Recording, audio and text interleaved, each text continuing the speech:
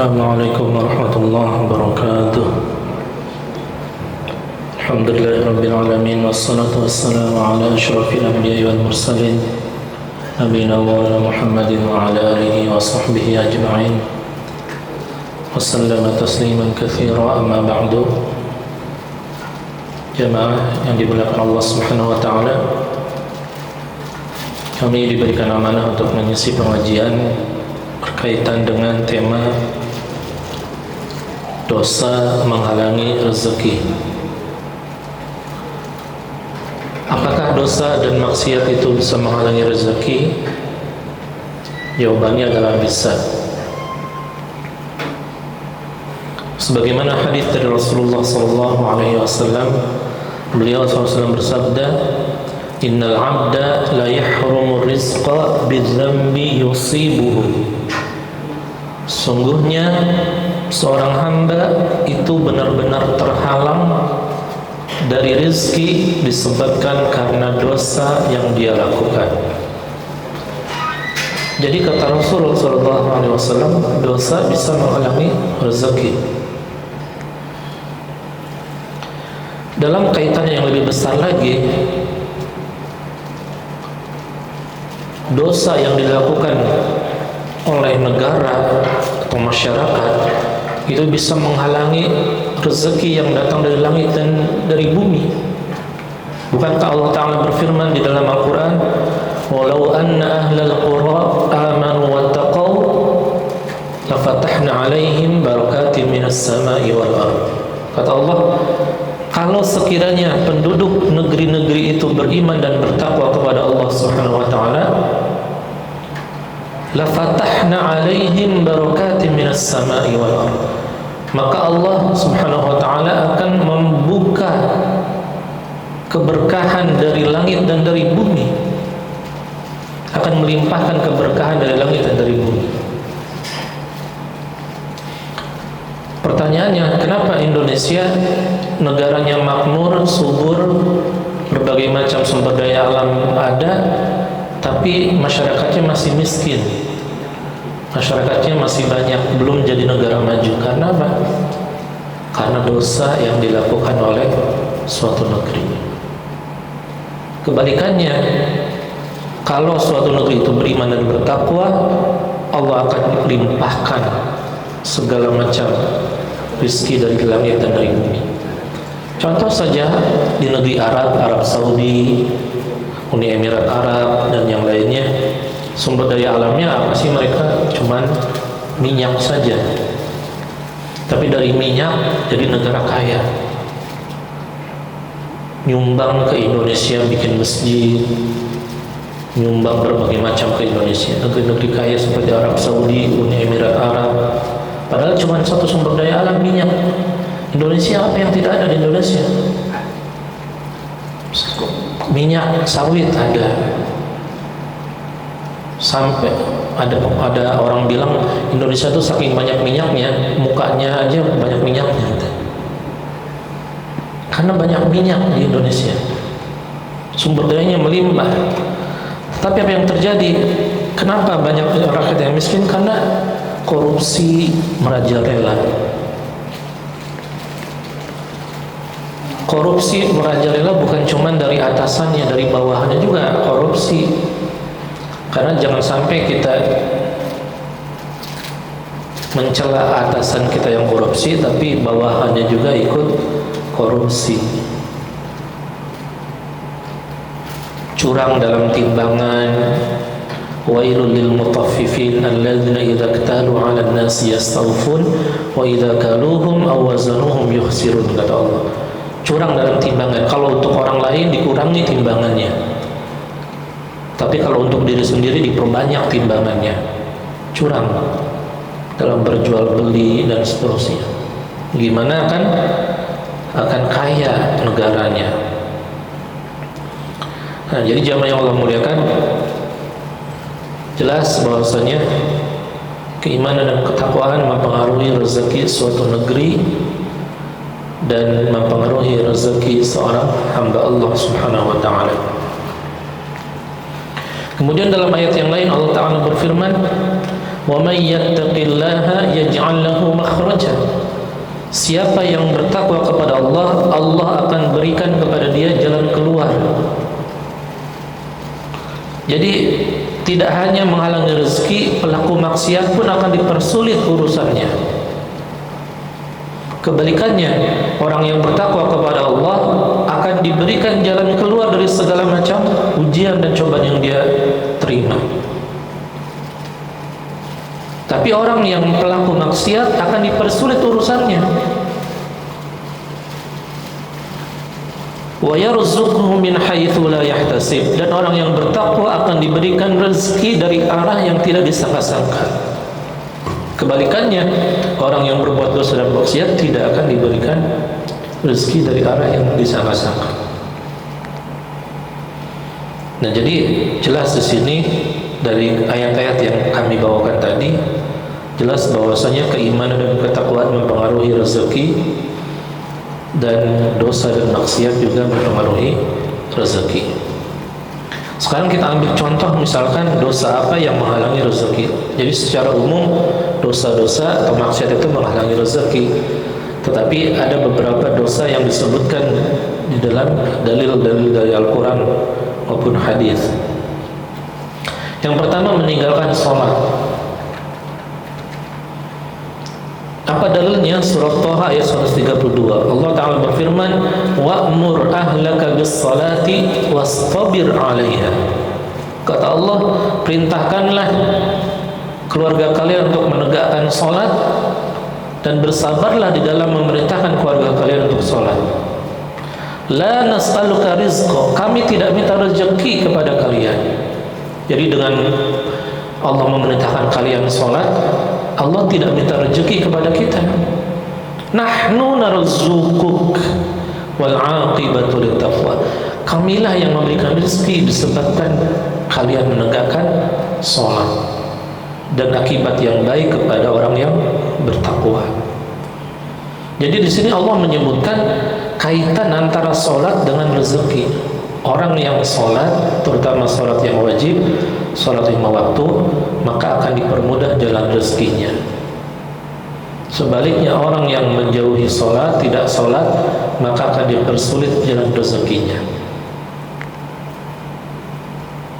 Kemudian apalagi misalkan contoh dosa yang menghalangi rezeki, yaitu memutuskan tali silaturahmi.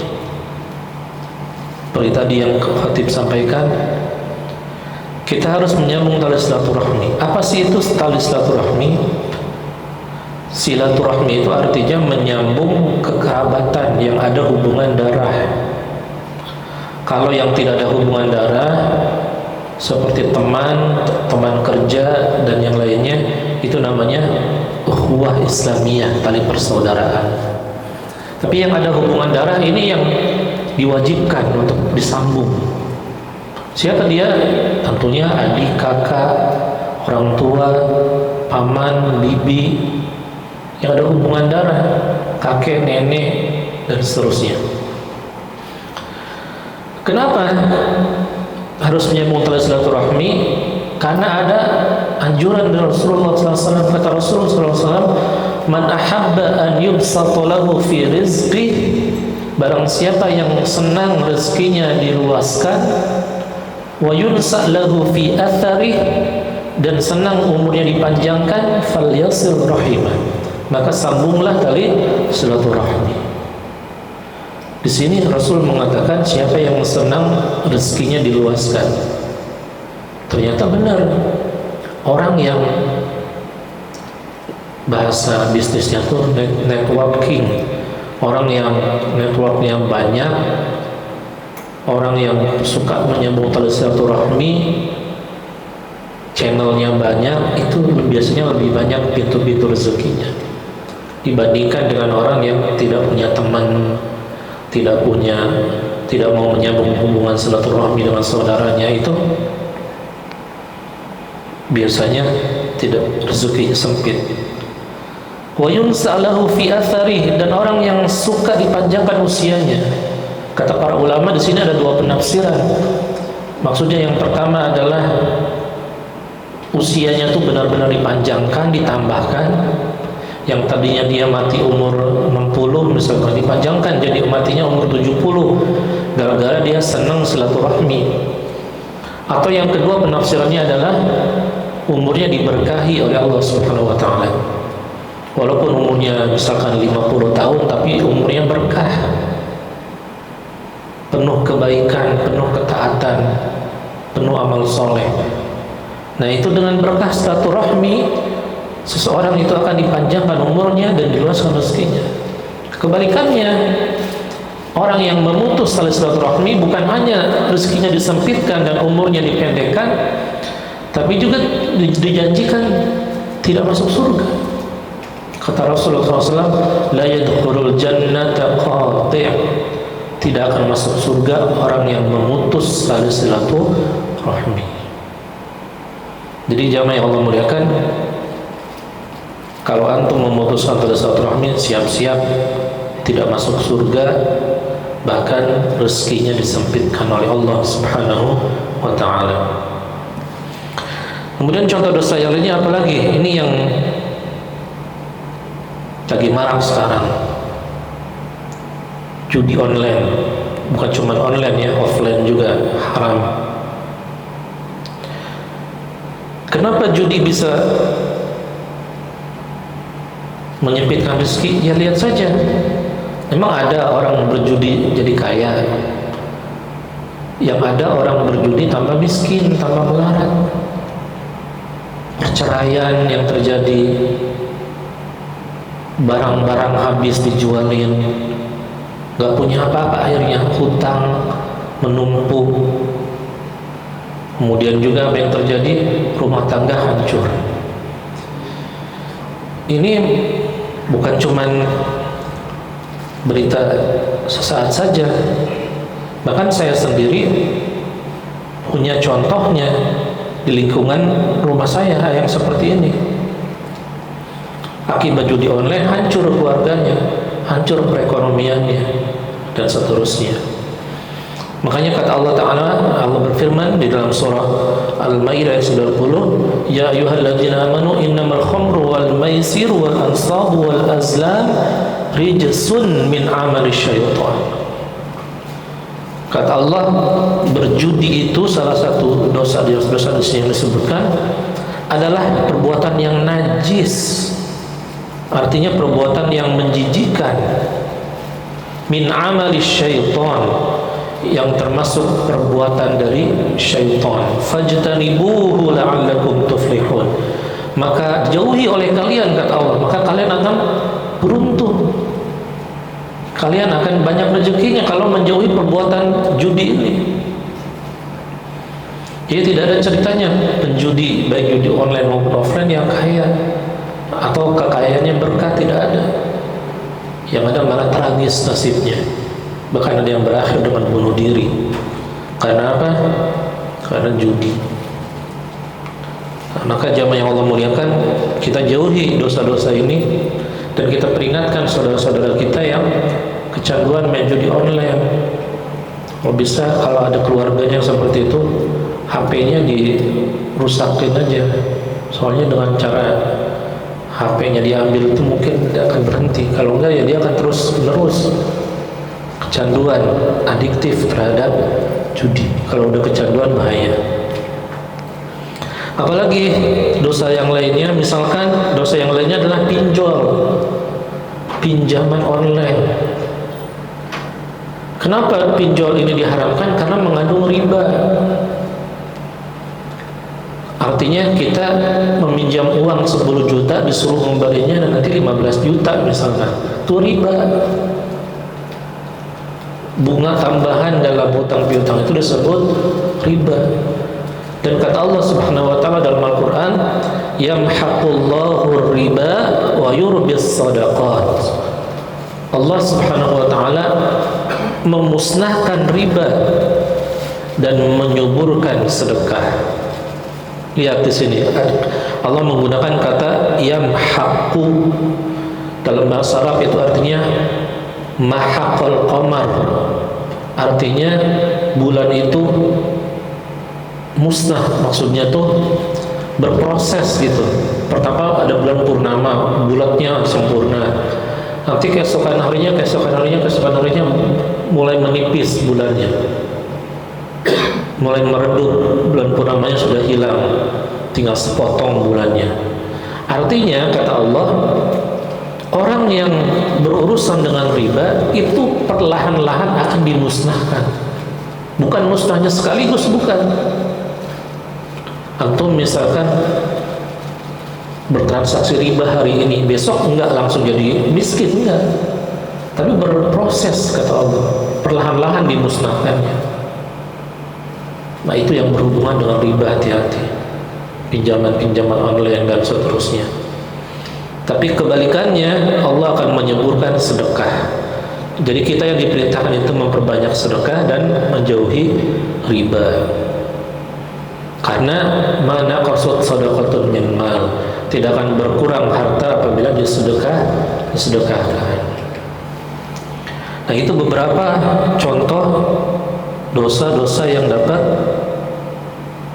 menghalangi rezeki. Secara umum dosa itu ya, tapi ada dosa-dosa yang dalilnya disebutkan dalam Al-Quran maupun hadis.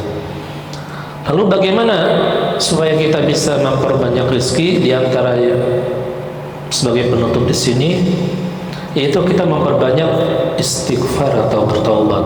Kenapa harus istighfar? Pernah datang kepada Imam Hasan Al-Basri, seorang ulama tabi'in. Datang orang-orang tuh mengadukan kesulitan-kesulitan hidupnya, meminta solusi kepada Hasan Al-Basri. Ada yang datang kepada Hasan Al-Basri, wahai Imam, sudah lama kami ditimpa kemarau, tidak turun hujan. Tolong berikan solusinya, kami harus bagaimana? Kata Imam Hasan Al-Basri, istaghfiru, beristighfarlah kalian. Suruh istighfar, kata Imam Hasan Al-Basri. Kemudian datang lagi orang, wahai Imam, sudah lama kami tidak memiliki anak. Artinya pasangan ini tidak dikaruniai anak oleh Allah Subhanahu wa taala. Kami ingin memiliki anak, tolong berikan solusi. Kata Imam Hasan Al-Basri, istaghfiru, banyak sedekah, banyak istighfarlah kalian. Ada lagi datang dengan kesusahan hidupnya, rezekinya seret dan seterusnya. Kata Imam Hasan Al-Basri, istaghfiru, banyak sedekah, banyak istighfarlah kalian. Lalu kenapa kita harus banyak istighfar ya wahai Imam? Setiap kali orang mengadukan permasalahan, engkau suruh istighfar. Kenapa? Kata Imam Hasan Al-Basri, bukankah kalian semua membaca firman Allah dalam surah Nuh ayat 10-13? Faqultu astaghfiru rabbakum innahu kana ghaffara. Kata Nabi Nuh alaihissalam, aku katakan kepada mereka, pada kaumku, mohon ampunlah kalian kepada Tuhanmu, sesungguhnya Dia adalah Maha Pengampun.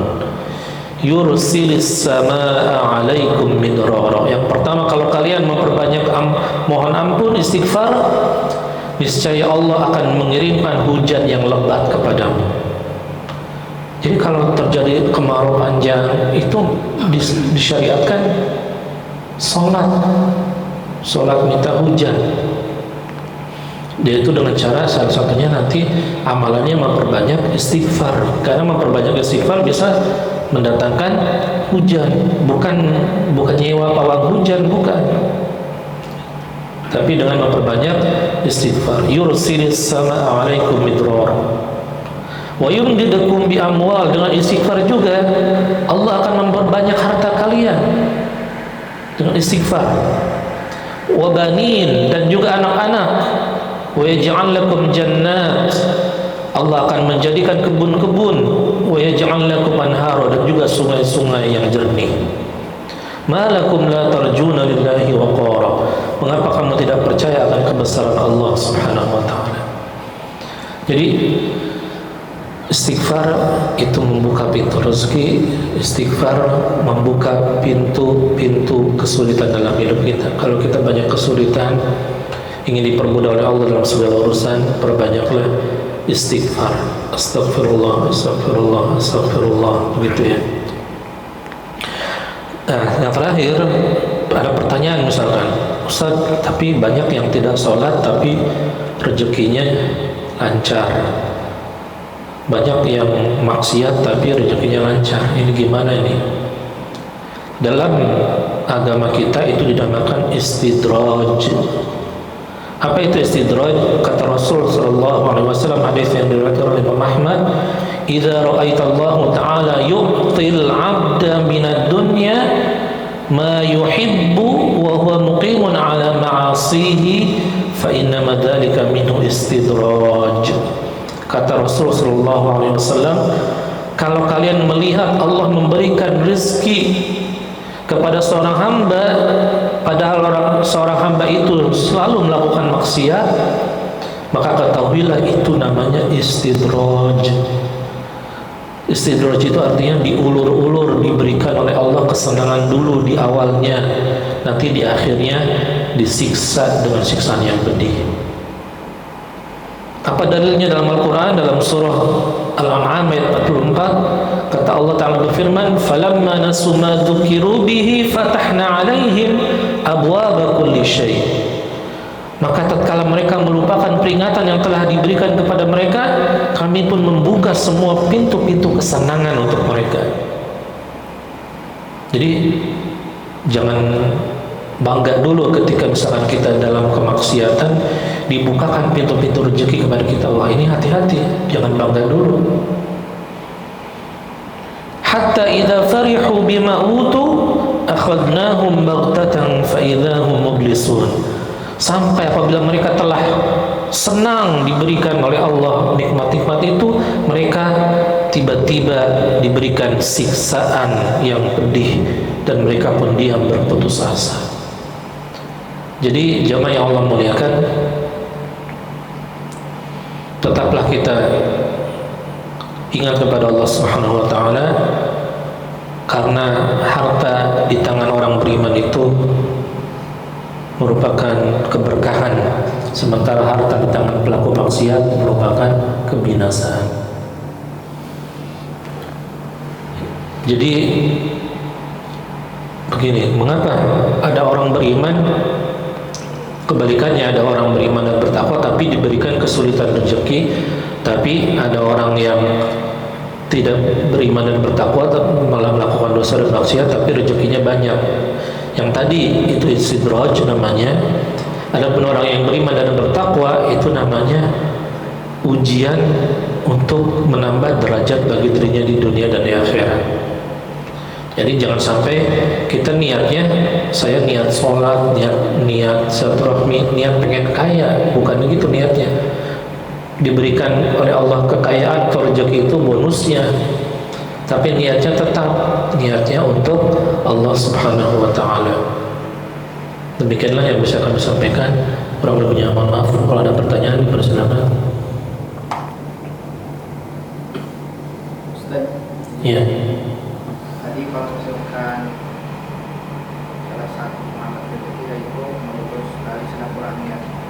Kalau misalkan ada punya saudara, saudara ini anaknya buruk, maksudnya suka mencela, mencaci, terus ngomongnya kayak enak pedas gitu, sikap-sikap yang tidak terpuji, itu bagaimana solusinya? Apa tetap menjalin, tapi kalau misalkan menjalin dia tetap tidak enak sikapnya, harus bagaimana?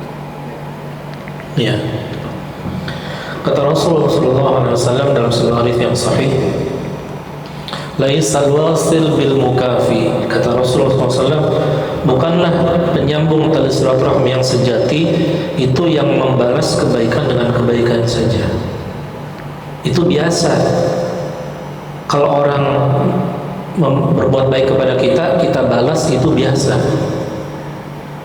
Tapi kata Rasulullah SAW, walakinnal wasil alladhi idza quti'at rahimu wasalaha. Tapi tali penyambung tali silaturahmi yang sejati itu yaitu orang yang diputuskan tali silaturahmi oleh saudaranya, tapi ia malah berusaha menyambungnya. Memang berat. Kita misalkan diputuskan tali silaturahmi oleh saudara kita, keinginan kita kan kita pengennya ngapain gue balas lagi itu. Tapi justru kata Rasulullah SAW, yang terbaik itu kita membalas keburukan dengan kebaikan, membalas keburukan dengan kebaikan, bukan dengan kebaikan dengan kebaikan serupa, bukan, itu mah biasa. Jadi walaupun saudara kita membenci kita dan seterusnya, kita tetap dianjurkan menyambung tali silaturahmi kepada mereka. Bahkan kalau saudara kita ucapkan salam tidak menjawab, nggak apa-apa, dia yang dosa, kita yang dapat pahala. Kita tetap ucapkan salam, assalamualaikum, dia nggak mau jawab salam, nggak apa-apa, dia yang dosa, kita yang dapat pahala. Begitu. Jadi ketika kita menyambung silaturahmi, ketika kita mengucapkan salam dan seterusnya, itu jangan melihat balasan yang dibalas oleh manusia, bukan. Tapi urusan kita kaitannya dengan Allah Subhanahu wa taala. Ya Allah, saya udah berusaha menyambung tali silaturahmi, tapi saudara saya masih begitu sifatnya. Udah, itu urusan Allah Subhanahu wa taala. Urusan kita adalah menyambung tali silaturahmi. Karena jangan sampai kita sama dengan mereka. Kalau kita juga menjauhi mereka, sama kita dengan mereka, akhirnya kita tidak mendapatkan pahala menyambung tali silaturahmi, gitu. Ya, contohnya banyak ya. Misalkan ada orang broken home, sama bapaknya nggak diurus sejak kecil, tapi tetap dia harus menyambung tali silaturahmi dengan bapaknya. Walaupun bapaknya katakanlah menzolimi anaknya, tidak mengurusnya, tapi tetap kita datang kepada bapak kita sambung silaturahmi, walaupun bapak kita ini tidak berbuat baik kepada kita, tapi kita tetap, karena urusan kita dengan Allah Subhanahu wa taala, bukan urusan dengan manusia. Demikian. Ada lagi?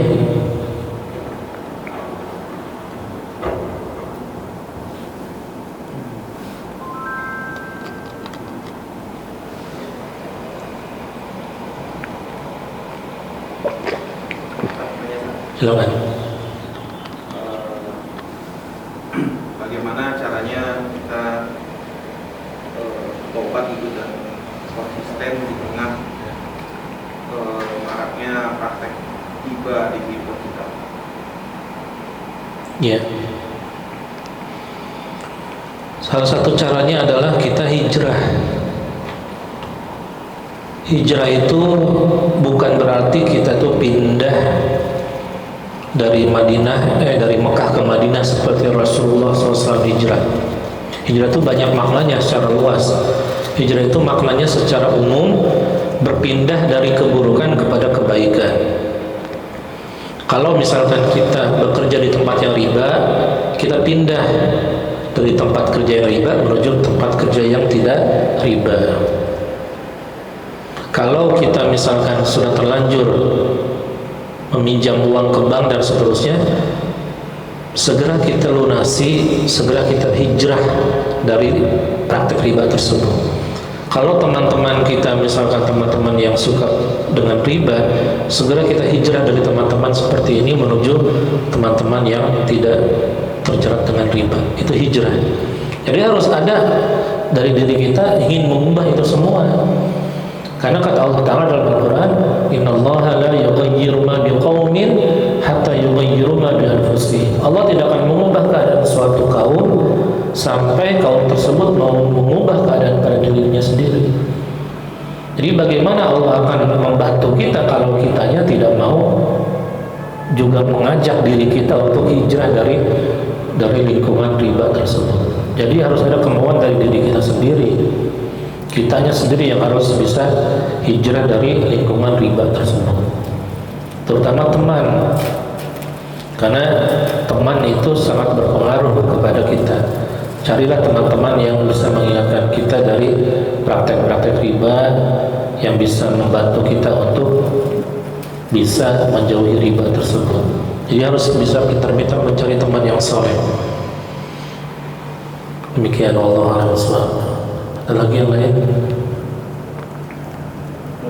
Cukup. Demikian yang bisa kami sampaikan. Mudah-mudahan ada manfaatnya. Yang benar datangnya dari Allah Subhanahu Wa Taala, yang tidak benar datangnya dari diri kami dan dari syaitan. Kita tutup doa dan kafaratul majlis. Subhanakallahumma bihamdika asyhadu an la ilaha illa anta astaghfiruka wa atubu ilaik. Assalamualaikum warahmatullahi wabarakatuh.